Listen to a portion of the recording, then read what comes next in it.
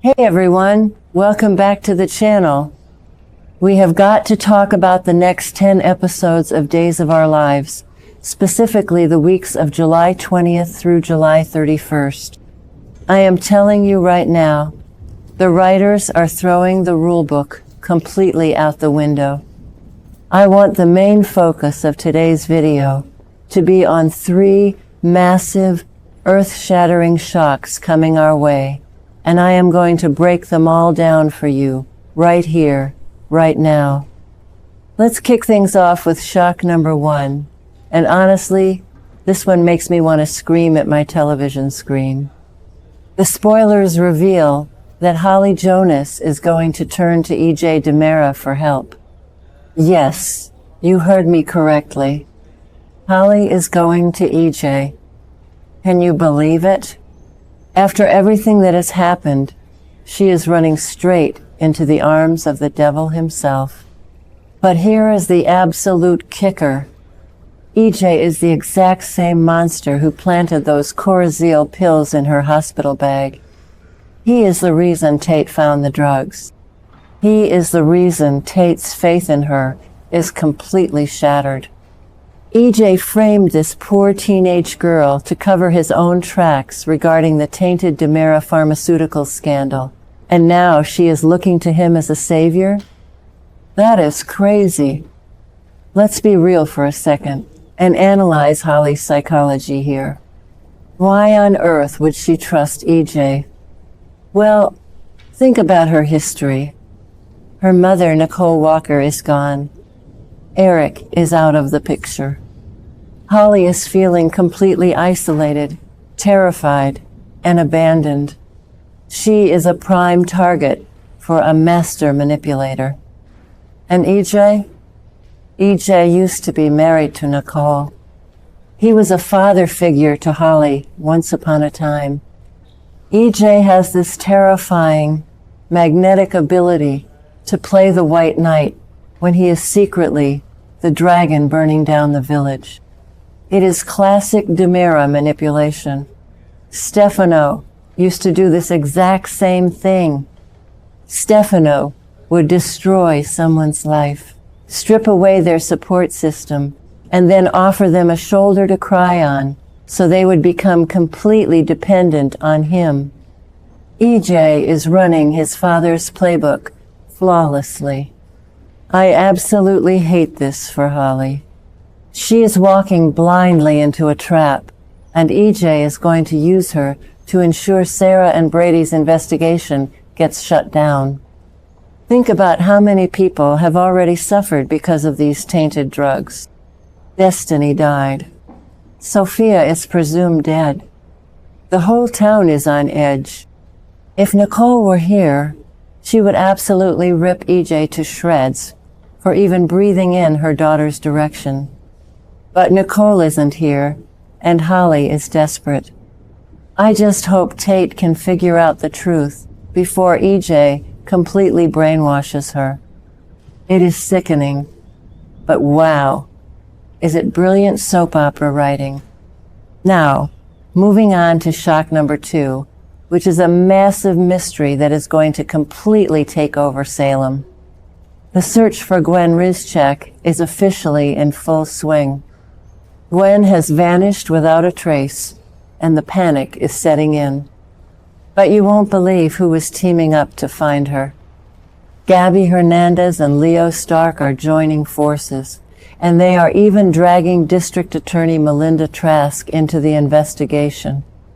What a trio! I mean, talk about the most chaotic, messy investigative team in the history of Salem. Gabi and Leo working together. The snark alone is going to be legendary. A lot of fans think Xander might be behind Gwen's disappearance because of their messy, toxic arrangement, but I actually think this has EJ or Kristen written all over it. Gwen was funding EJ's secret projects, and she was getting way too close to Xander's deadly secrets involving Kristen. When you play with fire in the DiMera mansion, you get burned.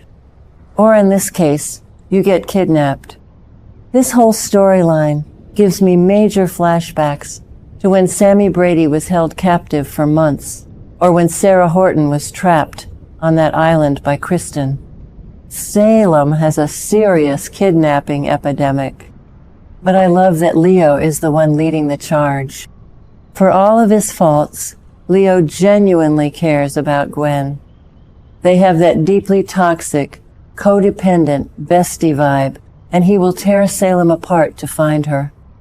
I wouldn't be surprised if Leo uses his fake concussion to manipulate Gabi Hernandez into getting police resources for the search. And Gabi being involved? That is fascinating. Gabi usually only cares about herself and Titan. But maybe Gabi realizes that if EJ is behind this, exposing him could be the ultimate weapon to destroy DiMera Enterprises. And getting Melinda Trask involved? That means the stakes are incredibly high. Trask doesn't play games unless there is a major conviction on the line. I just hope Jack Devereaux doesn't have a heart attack when he finds out his daughter is missing again. All right, brace yourselves, because shock number 3 is the biggest one of them all. Chad DiMera and Belle Black are going to make a massive, game-changing discovery. We all know they have been obsessing over that creepy chessboard Stefano left for Marlena. Well, while examining a piece of paper they found at a recent concert, they are going to realize that the clue points directly to Italy. Yes, Italy. The absolute epicenter of DiMera evil and lore. And during the week of July 27th through the 31st, Chad and Belle are going to pack their bags and hop on a plane for an investigative adventure in Europe. I am so hyped for this. Italy is where all the darkest DiMera secrets are buried. Think about the history here, guys. Italy is where Kristen and Lonnie hid out in that convent.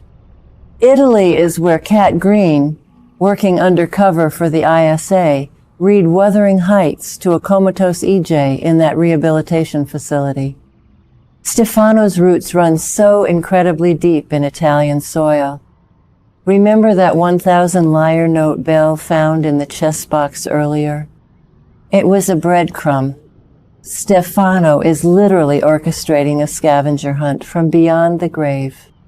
He is pulling his youngest son and John Black's daughter into a twisted, psychological web, and I am terrified of what they are going to find. How poetic is it that Belle is the one solving this? Her father, John Black, was Stefano's ultimate pawn.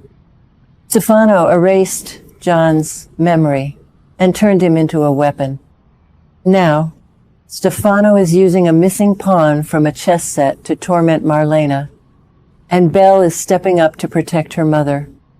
Could the missing pawn actually be a real person hidden in Italy? A brainwashed sleeper agent waiting to be activated. With Dr. Rolf's resurrection serums failing left and right, and Lexi Carver currently fighting for her life in the hospital, anything is possible. Stefano's legacy is a shadow that Salem just cannot escape. And let's not ignore the massive romantic elephant in the room. Chad and Belle are going to Italy together. Alone, in the most romantic country on earth. We all saw them share that incredibly passionate kiss during the 4th of July fireworks. The chemistry between them is off the charts, and I know it is messy because of their history, but I am kind of shipping it. But you know who is not going to ship it? Edge.